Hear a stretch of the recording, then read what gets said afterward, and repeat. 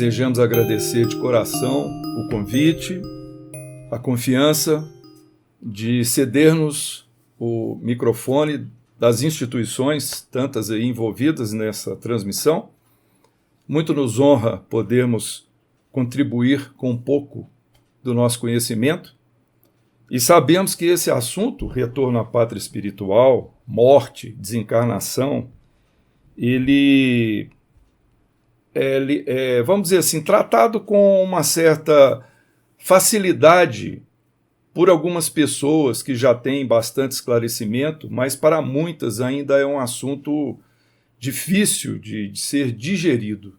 E o Espiritismo vem nos ajudar justamente com uma série de esclarecimentos.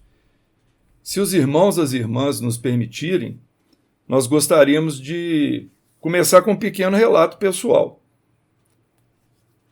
Eu atualmente temos 67 anos de idade. Com 30 anos de idade, o meu pai biológico morreu, desencarnou, um ataque cardíaco fulminante, num momento muito difícil, inesperado na minha vida. Eu sofri demais a perda dele, porque desde os 11 anos de idade eu sou filho único, então foi uma ausência pesada. Era uma pessoa muito ligada a mim, e isso, vamos dizer assim, me deu um primeiro trauma, uma grande chacoalhada no meu coração, essa ausência do meu pai.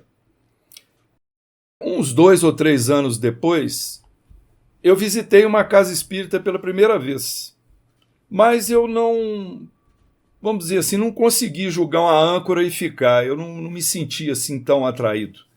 Mas eu ficava com uma angústia no meu coração, que era a seguinte: eu nunca mais vou ver meu pai, eu nunca mais vou conversar com ele, não é possível. Isso não era uma equação que não se resolvia na minha cabeça, no meu coração, mas eu não tinha ainda encontrado o caminho ideal para os próximos passos. Quando foi no final de 1900, isso foi em 86 que meu pai desencarnou, quando foi mais ou menos 1993, no final de 93, virada de 94, eu tive 2 tias muito próximas que desencarnaram em 15 dias de distância uma da outra. E aí, como se diz, né, o bicho pegou. Realmente foi uma dor muito forte e eu fiquei sem saber o que fazer, mas ao mesmo tempo foi um grande aguilhão. E a partir daí eu tomei na época a decisão que eu ia explorar a doutrina espírita com toda a profundidade possível. Escolhi uma casa espírita aqui de Belo Horizonte e, como se diz, finquei o pé lá. Comecei a participar dos estudos, das palestras públicas. Passou alguns anos, a gente já estava envolvido em tarefas e o conhecimento foi aumentando e tal.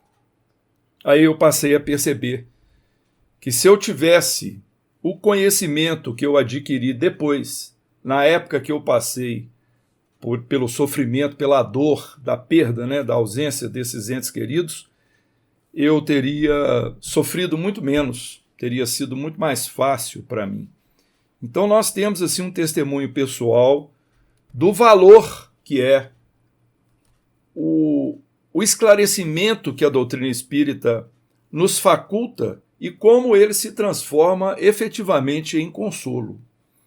Então nós vamos desenvolver aqui o nosso estudo, trazendo algumas informações da doutrina, sempre fundamentadas nos livros da codificação, ou às vezes nos dicionários, né, para a gente poder fazer um estudo bem sedimentado, né? Primeiramente, vamos começar com a definição de morte, porque existem visões diferentes a respeito da morte, né? Filosoficamente é deixar de ser, deixar de existir. Cientificamente é a desagregação das células do corpo, uma incapacidade de sustentar a vida. E a morte, de acordo com a religião, a separação da alma e do corpo, a entrada num mundo que não é um mundo material, é um mundo espiritual. Então é um termo, morte, de vários sentidos. O óbito ou falecimento, que seria a cessação completa da vida, da existência, Morte significa extinção, falta de existência, ausência definitiva de alguma coisa, por exemplo, a morte de uma espécie, morte da esperança. Num sentido figurado, um sofrimento excessivo por pesar ou angústia, a perda do filho, até nós usamos muito, né, esse termo perda, a perda do filho foi a morte para ele, né? Então a morte tem esse significado, esse sentido de essa associação com um sofrimento muito grande. Nós temos observado, por exemplo, às vezes num grupo de WhatsApp, um grupo de amigos, que quando alguém se refere a um ex-colega, uma pessoa conhecida, não necessariamente uma pessoa muito chegada, mas uma pessoa conhecida, que era da empresa, que era do grupo, o fulano morreu. Sempre tem alguém que vai lá e coloca assim, que triste. E nós ficamos pensando, não é triste, é natural. Triste é quando nós temos uma relação afetiva e sim, nos sentimos entristecidos pela ausência que nós teremos de enfrentar esse afastamento temporário. Mas as pessoas normalmente já associam tristeza à morte. No Espiritismo, a morte é uma simples transição entre duas formas de vida, no mundo material e no mundo espiritual. E também podemos dizer, de acordo com a doutrina espírita, que a morte é a libertação do espírito do jugo, ou seja, do domínio da matéria. Então é uma libertação, realmente. Agora, a forma de lidar com a morte, ela varia muito nas civilizações. Por exemplo, na cultura oriental, geralmente, ou muitas vezes, se encara realmente como uma libertação, muitas vezes se aceita até o conceito de reencarnação. São registrados, às vezes, velórios mais alegres, mais festivos, nas comemorações, nas celebrações. Já na nossa cultura ocidental, geralmente está associada a medo, tristeza, bastante por influência das religiões cristãs, que enfatizam muito a aplicação de castigos. Não tem assim uma definição muito clara do que acontece com a alma, com o espírito, depois da morte física. E também se apregou a existência de ambientes, né, com destinos eternos, como céu, inferno, purgatório. Aí nós perguntamos, a morte é um assunto para se evitar? Ou é um assunto que nós devemos aprender desde já a lidar com ele com naturalidade? Devemos chamar a atenção para o seguinte, a gente só teme aquilo que a gente desconhece. Tememos o que desconhecemos. E quais seriam, então, as razões para o temor da morte? Bom, podemos citar algumas. Ignorância do processo, o baixo nível de progresso moral da pessoa que tem esse temor, não é? Ideias preconcebidas que nós aprendemos na infância, a existência de demônios, a existência dessas punições. Normalmente as religiões ensinam pouco e propõem castigos eternos, como nós mencionamos. O temor pelo nosso descumprimento dos deveres, eu serei castigado, o que vai acontecer comigo, né? É também próprio esse temor do desconhecimento do que sejam as leis divinas. Então há vários fatores aí que nos induzem ao temor pela morte, e claro também, não podemos deixar de mencionar os traumas pessoais que nós passamos às vezes, né, vindos lá da infância, e que são difíceis para a gente se livrar deles, a não ser mesmo quando nós encontramos o campo do esclarecimento e, usando o raciocínio, nós encontramos uma forma mais amena de lidar com a questão da morte. Aí o Espiritismo traz para a gente a resposta à seguinte pergunta, né, ou as respostas à seguinte pergunta: a morte é igual para todos? Então nós podemos afirmar que o fenômeno da morte ele é o mesmo para todas as pessoas, no sentido de que todos os seres vivos terão de se submeter a esse processo da morte. mas a forma como o fenômeno ocorre para o homem dependerá de diversos fatores. Por exemplo, da nossa programação reencarnatória. Então aí nós já adentramos um princípio do Espiritismo, que é a reencarnação, e também um conhecimento mais avançado, que nos foi trazido na codificação e nas obras subsidiárias, de que a nossa reencarnação ela tem muitos pontos em que ela é programada, né? Para ela é programada antes de nós adentrarmos na matéria. Então, um dos pontos seria justamente o tempo que nós vamos passar naquele período, naquela vida, naquela existência na matéria, e o modo como nós teremos de desencarnar, que tem a ver com o nosso passado espiritual, com o nosso mérito, coisas assim. Então, os nossos antecedentes espirituais, ou seja, a nossa ficha, o nosso prontuário que está sendo registrado no nosso espírito e, consequentemente, no nosso perispírito, também vai indicar a forma como nós teremos de deixar o planeta no seu campo material. Outro ponto que difere o processo da morte entre um espírito e outro, uma pessoa e outra, é o grau de aceitação. É o quanto nós estamos preparados para esse fenômeno do desprendimento do espírito do corpo físico, ou o quanto nós ainda estamos muito apegados à matéria. Então, o apego ou não à matéria, o nível de apego, não é? Ou o nível de aceitação, isso também faz com que o fenômeno da morte traga consequências diferentes para uma e para outra pessoa. E as questões, naturalmente, do merecimento, o merecimento de cada um, de acordo com aquilo que nós tivermos feito, edificado, né, ou não, durante a nossa encarnação. Então, qual que é o termo mais correto? O termo mais correto é morrer ou é desencarnar? Morrer é um termo usado por todas as pessoas. Desencarnar é um termo usado pelos espíritas, né? Então, o espírita ele costuma substituir o termo morte por desencarnação ou desencarne, muitas pessoas falam assim, entendendo, né, que na terminologia espiritista os dois vocábulos são sinônimos. Interpreta-se, portanto, que o termo desencarnação ele pode ser usado livremente para traduzir o conceito de morte. Mas o aprofundamento da questão pode levar a entendimentos um pouco diferenciados entre os dois termos. Quando nós estudamos detidamente o assunto, nós aprendemos que morte significa extinção da vida física, cessação completa e definitiva da vida orgânica, biológica. A desencarnação, por outro lado, se refere à libertação espiritual, ao desprendimento do espírito das coisas terrenas, sejam físicas, emocionais ou psicológicas. Então, o ato do espírito abandonar a carne, se desprender da carne, ou passar para o mundo espiritual após esse desprendimento, é a desencarnação.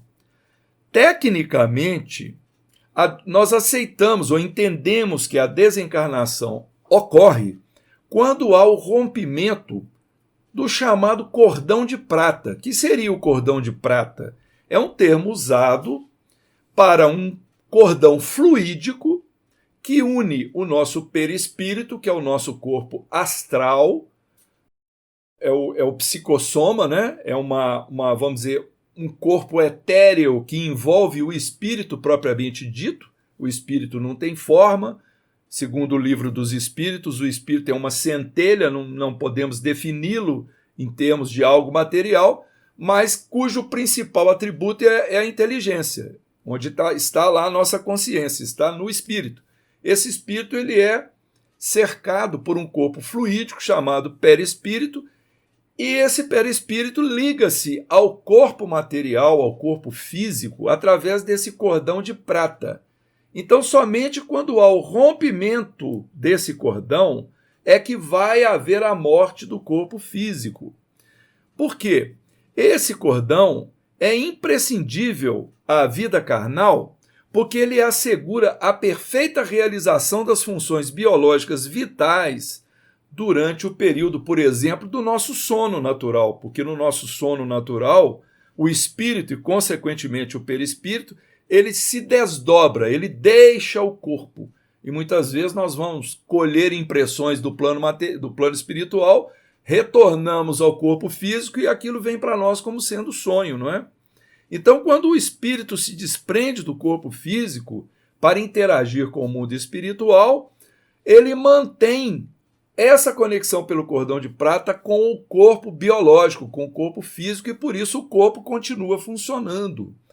Quando há o rompimento, aí não há mais condição da vida física, nós vamos perdendo o princípio vital.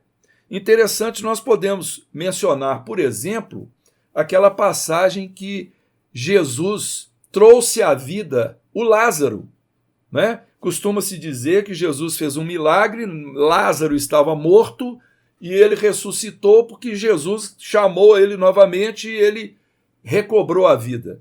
Na verdade, nós no Espiritismo entendemos que não foi assim. Lázaro não tinha ainda o cordão de prata rompido totalmente. O seu espírito, o seu perispírito ainda estava se comunicando com o corpo. Então, apesar de que o corpo estava perdendo o princípio vital, começou já a apodrecer, a cheirar mal, etc., né? Como consta do Novo Testamento, mas Jesus usou a sua capacidade de manipulação fluídica pelo pensamento e comandou Lázaro para retornar, ou seja, retomar o seu corpo, retomar o seu princípio vital. Através dessa conexão, então Lázaro voltou à vida. Então esse é o processo, ou seja, tecnicamente não tinha havido ainda a desencarnação de Lázaro, estava ainda durante o processo, não é? Então essa desencarnação ela acontece quando os laços perispirituais, que é a união do corpo material e do corpo astral ou perispírito, até então mantidos enraizados, molécula a molécula no corpo físico, se desfazem, concedendo liberdade ao espírito que passa a viver em outra dimensão. Leon Denis, contemporâneo de Kardec, ele traz a seguinte definição para a desencarnação: simples mudança de estado, a destruição de uma forma frágil que já não proporciona à vida as condições necessárias ao seu funcionamento e à sua evolução. Muito bem, e quanto tempo dura, afinal de contas, esta desencarnação, esse desprendimento do corpo, né? Então, na desencarnação, o processo de desligamento, né, de ruptura do espírito através do perispírito do corpo físico, ele também não se processa igualmente para todas as pessoas. Ou seja, cada um de nós tem um tempo de desencarnação diferente do outro. É como se fosse mesmo uma impressão digital nossa, que vai depender de vários fatores.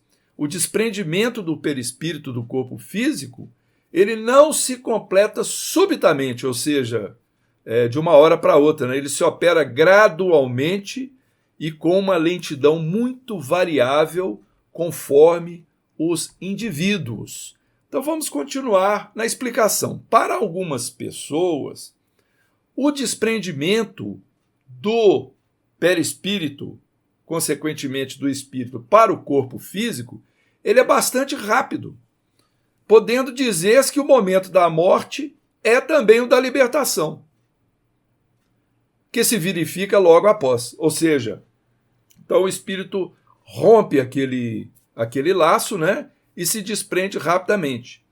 Contudo, naqueles casos os espíritos cuja vida foi muito sensual, muito material, está muito preso ao gozo da matéria, o desprendimento é bem mais lento, durando algumas vezes dias, semanas e até meses. E podemos dizer, por experiência própria, que às vezes duram anos ou séculos.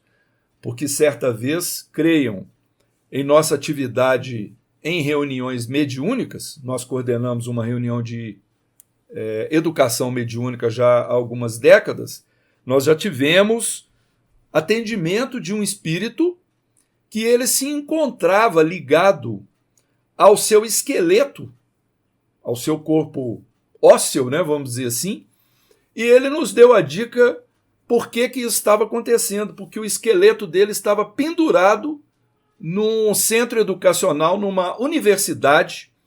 Ele foi colocado lá em amostra para os estudantes e o espírito ainda estava ligado a vamos dizer assim, essa parte do seu corpo material.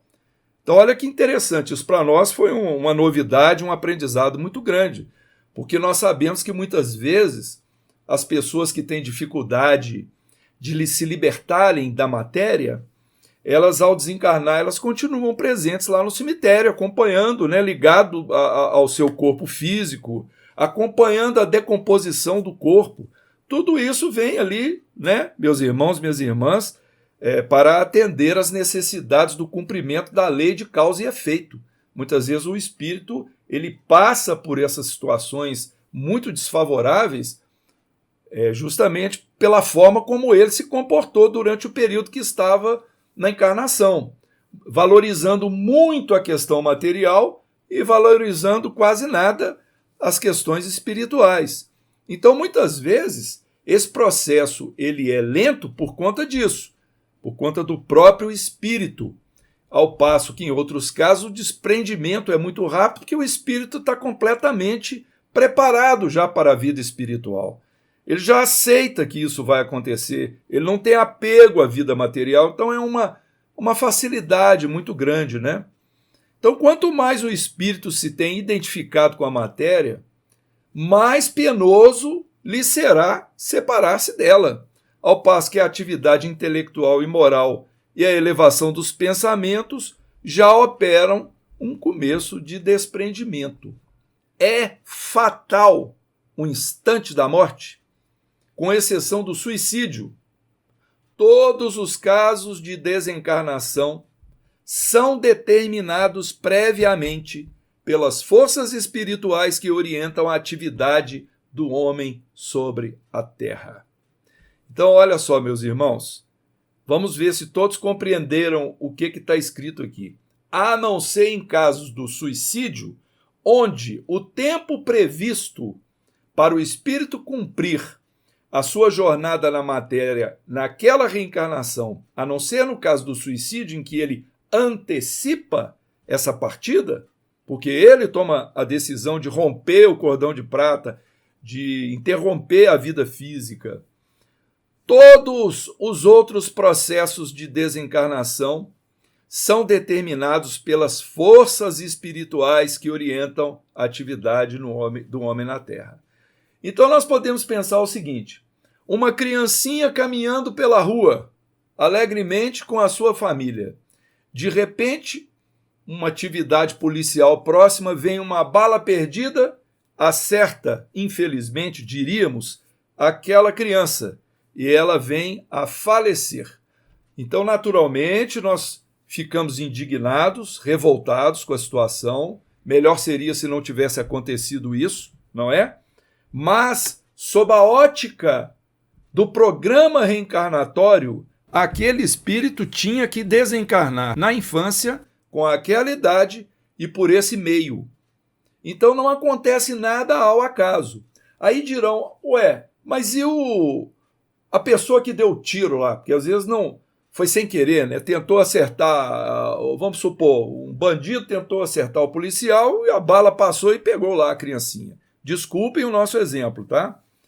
A gente lembra daquela frase de Jesus: é necessário que o escândalo venha, mas ai daquele por quem o escândalo vier.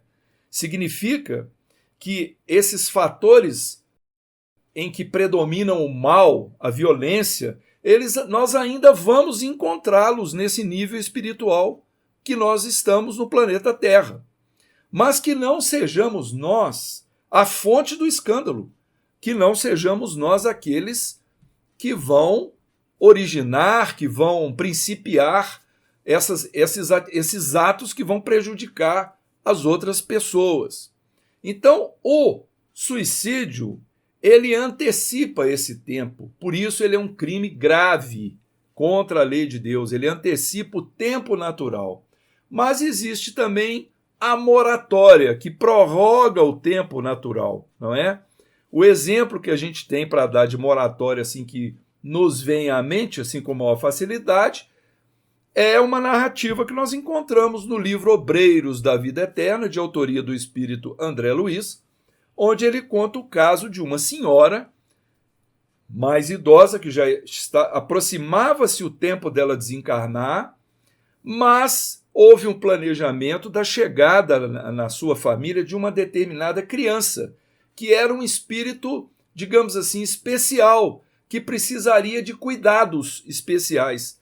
Então, a espiritualidade superior resolveu conceder uma moratória, ou seja, um prazo maior, para que aquela senhora permanecesse encarnada, para que ela pudesse cuidar da criança no seu período infantil, ou seja, um fator de proteção que houve uma decisão do campo superior. Esse é apenas um exemplo, não é? Então, nós temos aí já o entendimento de um mecanismo do campo espiritual para nós, um planejamento do momento da morte, a forma como vai acontecer, ou seja, o momento é fatal porque há esse planejamento. Mas, muitas vezes, nós, quando nos arvoramos ao suicídio, nós antecipamos esse processo que seria natural. Bom, então vamos agora acompanhar algumas questões que o Kardec consultou aos espíritos que o estavam assessorando quando da codificação do espiritismo. O Kardec elencou algumas questões a respeito da morte. Uma delas, a 150, a alma após a morte conserva sua individualidade? A resposta dos espíritos, sim, jamais a perde. Que seria dela se não a conservasse? Então nós somos espíritos mônadas espirituais. Quando nós desencarnamos, nós não dissolvemos o nosso espírito e vamos para um todo, como se fôssemos uma gota d'água jogada no oceano, que a gente perde a identidade. Não, nós prosseguimos com a nossa identidade espiritual. E aí ele perguntou assim, a alma nada leva consigo desse mundo? Os espíritos responderam, nada, a não ser a lembrança e o desejo de ir para um mundo melhor, lembrança cheia de doçura ou de amargor, conforme o uso que ela fez da vida. Quanto mais pura for, melhor compreenderá a futilidade do que deixa na terra. Então, isso é uma questão de crescimento espiritual, não é? É uma questão de amadurecimento espiritual. É uma questão que muitas vezes, para nós compreendermos de uma forma melhor, nós temos que, na nossa vida de encarnados, alcançarmos uma idade de maturidade, porque às vezes na infância, na juventude, nós não temos muita compreensão desse tipo de questão. Costuma-se dizer também que nós levamos deste mundo somente e apenas o bem ou o mal que nós tivermos feito. Então é como se a gente estivesse carregando duas maletas, né? Qual vai ser a mala mais pesada, a do bem ou a do mal? Isso vai interferir com muitas coisas que vão acontecer conosco no campo espiritual. Que região nós vamos habitar, por quanto tempo nós estaremos lá, quais serão as nossas companhias, com quem nós vamos conviver, se nós vamos ficar em condição de sofrimento ou não. Aí nós prosseguimos, porque há algumas questões ainda muito interessantes, como, por exemplo, a questão 163. Ela traz para nós, na resposta, um fator muito interessante. A alma tem consciência de si mesma imediatamente depois de deixar o corpo? Ou seja, logo após a minha desencarnação, eu estou ciente que quem eu sou, que eu estou desencarnado, onde que eu estou, o que está acontecendo? Então vem a resposta. Imediatamente não é bem o termo. A alma passa algum tempo em estado de perturbação.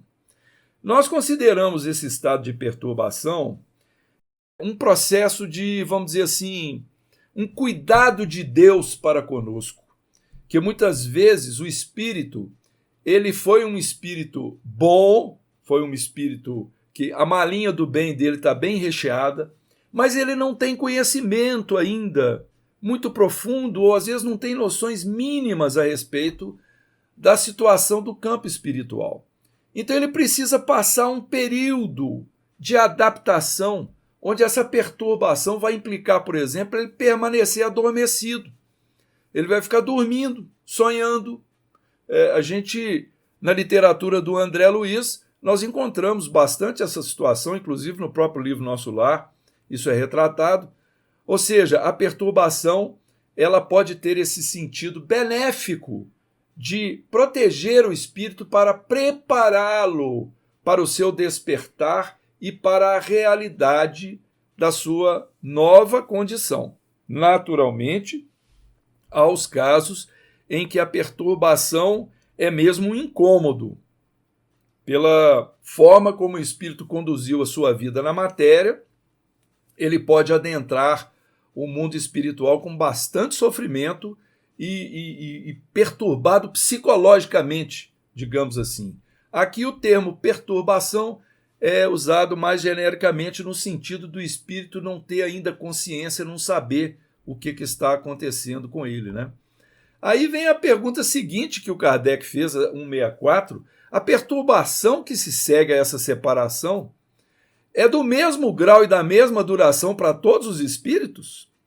A resposta, naturalmente, é não. Depende da elevação de cada um. Aquele que já está purificado se reconhece quase imediatamente, pois que se libertou da matéria antes que cessasse a vida do corpo, enquanto que o homem carnal, apegado à matéria, aquele cuja consciência ainda não está pura, guarda por muito mais tempo a impressão da matéria. É assim que nas reuniões mediúnicas, onde manifestam espíritos ainda no caminho do avanço espiritual, espíritos às vezes muito atrasados, nós muitas vezes lidamos com espíritos, por exemplo, que desencarnaram lá na fazenda, estão lá no pasto, cuidando ainda dos bois, dos cavalos, mas não estão entendendo o que está acontecendo.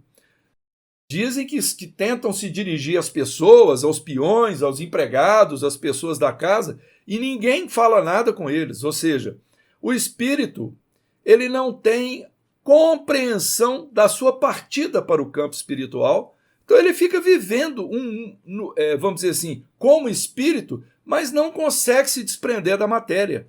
Continua preso aqui por esses fatores que nós estamos ilustrando, né, que são possibilidades, né? Aí o Kardec faz uma pergunta interessante, a seguinte aqui, 165, o conhecimento do espiritismo exerce alguma influência sobre a duração mais ou menos longa da perturbação? Os espíritos respondem, influência muito grande. Por isso que o espírito já antecipadamente compreendia a sua situação, ou seja, estudar o espiritismo nos dá a condição de nós adentrarmos o campo espiritual conscientes do que vai acontecer ou pode acontecer conosco, não é? Mas a prática do bem e a consciência pura são o que maior influência exercem. Ou seja, só conhecer o espiritismo não resolve a questão, porque muitas vezes o espírito, né, nós conhecemos o espiritismo, mas continuamos muito apegados à matéria ou continuamos praticando o mal. Muito bem. Que sensação experimenta a alma no momento em que reconhece estar no mundo dos espíritos? Eu voltei lá na questão 159. Aí os espíritos respondem, depende. Se praticasse o mal impelido pelo desejo de o praticar, no primeiro momento te sentirás envergonhado de o haveres praticado. Então esse é um fator que mais nos incomoda quando nós adentramos o campo espiritual, é o remorso. É a consciência de não termos feito o que era certo, que muitas vezes tivemos oportunidade de fazer, mas deixamos para depois, não realizamos. Então esse remorso é um remorso destrutivo, ele nos perturba bastante, né? E os espíritos respondem assim: com a alma do justo as coisas se passam de modo diferente. Ela se sente como que aliviada de um grande peso, pois que não teme nenhum olhar perscrutador. O que espera um homem desencarnado diretamente nos seus primeiros tempos de vida além túmulo? A alma desencarnada procura naturalmente as atividades que lhe eram prediletas nos círculos da vida material, obedecendo aos laços afins, tal qual se verifica nas sociedades do vosso mundo. Então, o nosso ser espiritual vai tentar sintonizar-se com outros que têm as mesmas aptidões, as mesmas preferências. O homem desencarnado procura ansiosamente no espaço as aglomerações afins ao seu pensamento, de modo a continuar o mesmo gênero de vida abandonado na Terra. Aí vamos ver, pode ter problema ou pode ter coisa boa, né?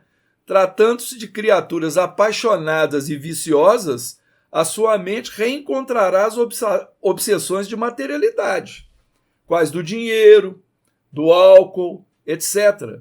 Obsessões que se tornam o seu martírio moral de cada hora nas esferas mais próximas da Terra. Ele quis dizer que o espírito permanece nas regiões materiais da Terra e procurando esses prazeres. Ele quer o dinheiro, ele quer a posse, ele quer a propriedade, ele quer o álcool, o fumo, a droga, né? As suas viciações orgânicas, ou o alimento, né?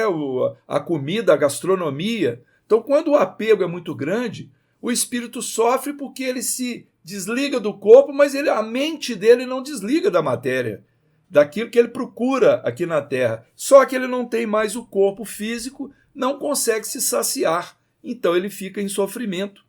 Por isso, a necessidade, dizem os espíritos, de encararmos todas as nossas atividades no mundo como tarefa de preparação para a vida espiritual. Seria muito bom se a gente pensasse assim sempre, né? Estou em preparação para a vida espiritual. Vai ser indispensável para a minha felicidade depois do sepulcro. Então, muitas vezes é necessário que a gente se deixe conduzir por uma vida mais simples, sem ganâncias, sem ambições exageradas, procurando desenvolver as nossas virtudes, procurando combater as nossas imperfeições, praticando a caridade, cumprindo os nossos deveres familiares. Quando isso acontece, a nossa desencarnação vai ser mais amena, com menos sofrimento, com menos angústia. O período de perturbação vai ser menor, vai ser mais breve. A nossa readaptação ao campo espiritual vai ser muito mais rápida. Nós temos muitas vezes conversado com espíritos que estão há 30, 40, 50 anos em perturbação no campo espiritual, sofrendo pelo desconhecimento das questões materiais. Jovens que desencarnaram em festas com drogas, pessoas que desencarnaram em acidentes rodoviários, mas que não têm nenhum preparo para a vida espiritual, ficam ali completamente perturbados, sem saber o que está acontecendo, né? Agora vem uma pergunta cuja resposta é fundamental para o nosso entendimento espiritual, a 147. Proporciona a morte mudanças inesperadas e certas modificações rápidas, como será de desejar? Vamos ler a resposta. A morte não prodigaliza estados miraculosos para a nossa consciência. Desencarnar é mudar de plano, como alguém que se transferisse de uma cidade para outra aí no mundo, sem que o fato lhe altere as enfermidades ou as virtudes com a simples modificação dos aspectos exteriores. Então, sabe aquele caso que às vezes a gente pensa assim a respeito de uma determinada pessoa que desencarnou, que depois que ela foi para o plano espiritual, ela virou um santo ou uma santa? Às vezes, né, alguém mais idoso que a gente encara assim, por exemplo, uma avó, uma tia, um avô, ele agora é um santo. Olha, são espíritos que passaram por dezenas de anos na Terra e que levam consigo a bagagem do bem ou do mal que praticaram. Então a morte não opera, como diz aqui, transformações súbitas. O espírito continua sendo quem ele era. Ele vai ter o mérito das coisas que ele fez, que ele construiu, ou vai ter as consequências do que ele deixou de construir ou que ele cometeu de erro, de equívoco em relação à lei de Deus. Então não há transformação súbita.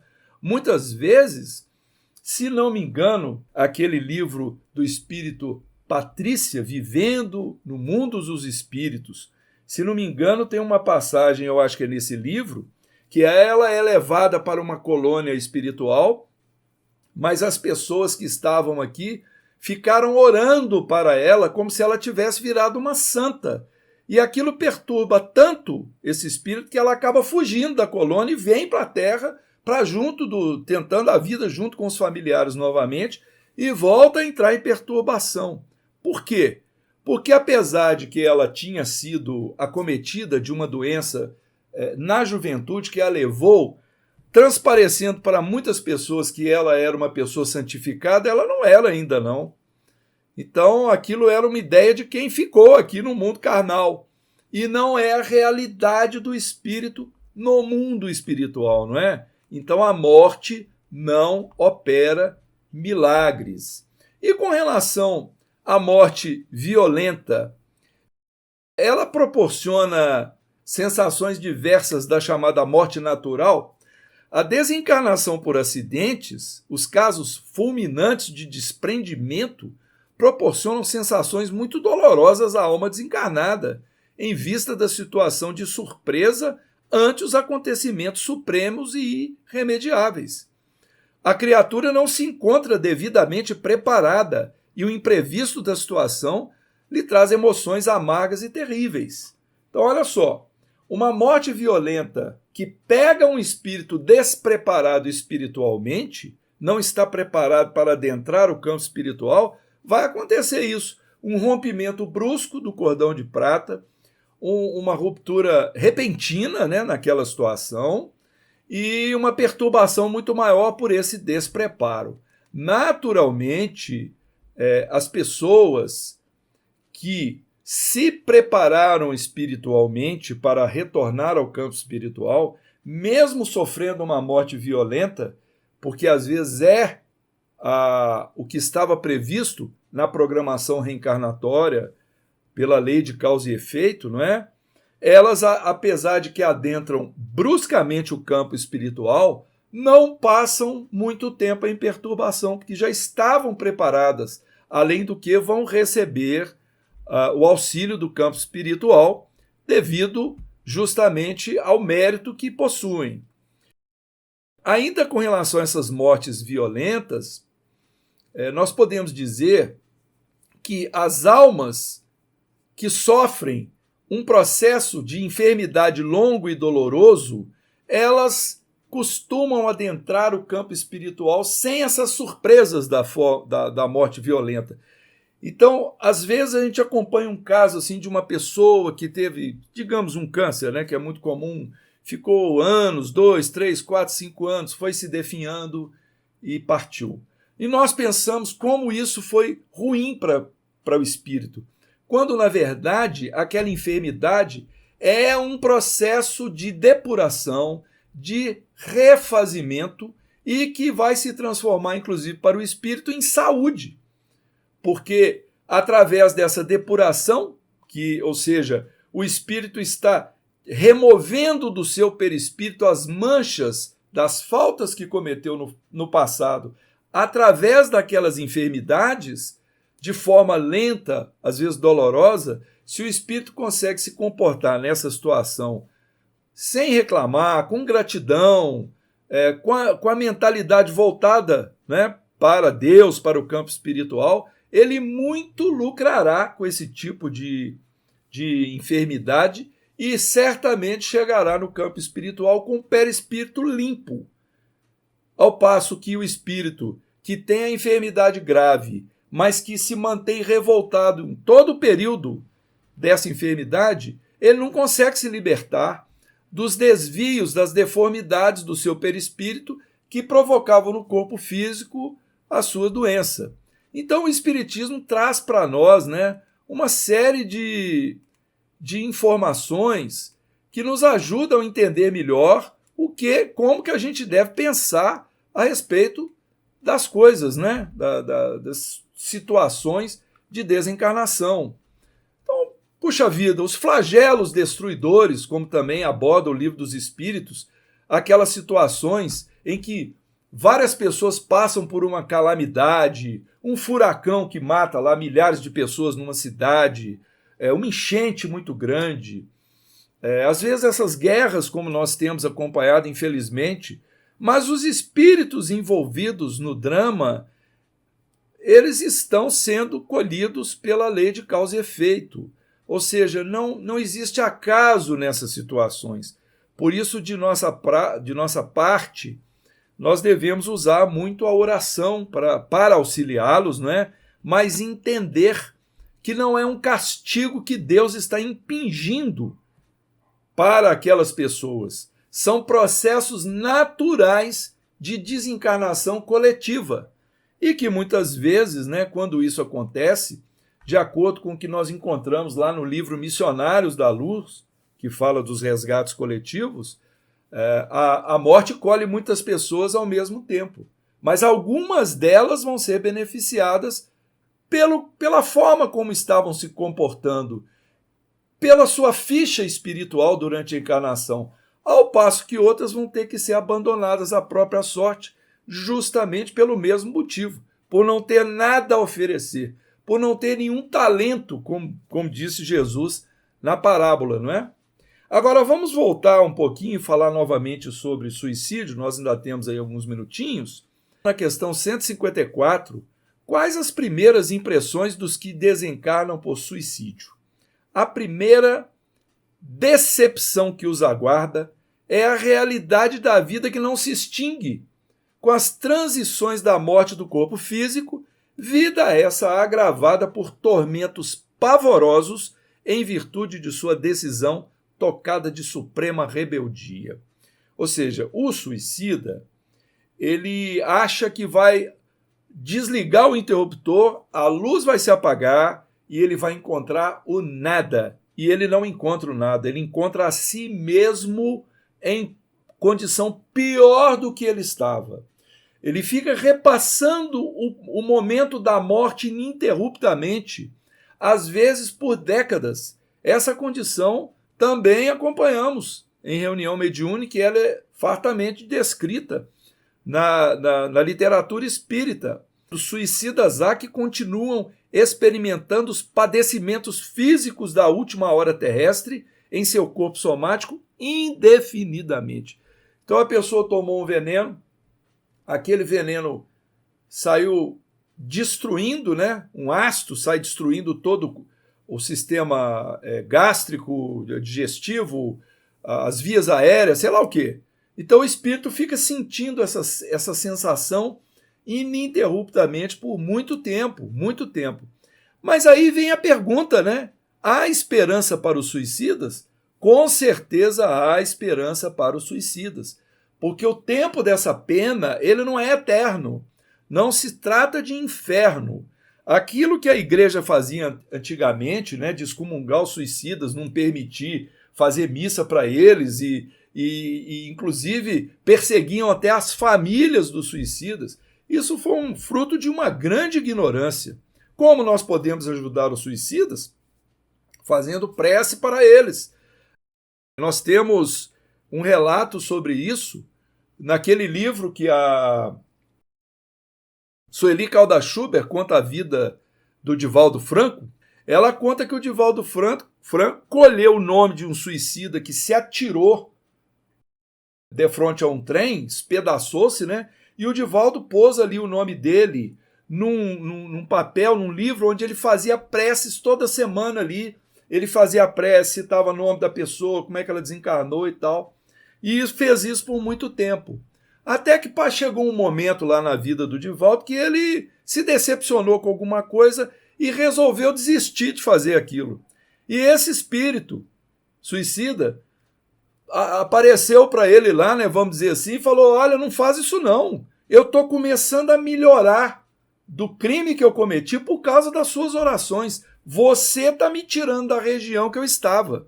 Então, só mostrando, meus irmãos, nós temos um papel importante que nós podemos exercer nessas situações, né? E o Espiritismo vem trazer, então, uma visão muito mais fraterna, muito mais caridosa a respeito dos suicidas e também para incentivar que não seja feito, né, o suicídio, que na verdade não resolve nada e só piora as coisas. Bom, e para a gente assim encerrar um pouco aqui, porque ainda tem tanta coisa para falar, nós haveremos de reencontrar com as pessoas que já nos antecederam. Olha, se houver um elo de amor muito forte, se houver permissão de Deus, é claro que nós vamos reencontrar com as pessoas que nós amamos, que já partiram, e nós podemos ficar bastante seguros disso, não é? O que nós temos que tomar assim um certo cuidado ou ponderarmos é que nem sempre as pessoas que partiram, elas estão em condição de se comunicarem conosco no estado que elas estão hoje, no estado que elas estão agora. Elas necessitam ainda de um tempo, elas não estão preparadas para a comunicação. Então, às vezes, aquele desejo de receber uma carta, um recado, às vezes não é possível por causa da condição do espírito, não é? Então, nós temos que pensar assim de uma forma caridosa a respeito dessas situações. Há ainda algum material que nós não conseguimos expor aqui por causa do tempo? A gente estava consultando um relógio aqui que está falando que faltam 2 minutos para as 9, mas o outro aqui está falando que já é 9:01. Então, acho que nós atravessamos já o tempo aí da exposição. Agradecemos bastante, pedimos desculpas aí se atrapalhamos o nosso encerramento e que Jesus nos abençoe, nos fortaleça a todos nós, os nossos lares, e que nós sigamos com Ele na fé e no trabalho. Muita paz a todos.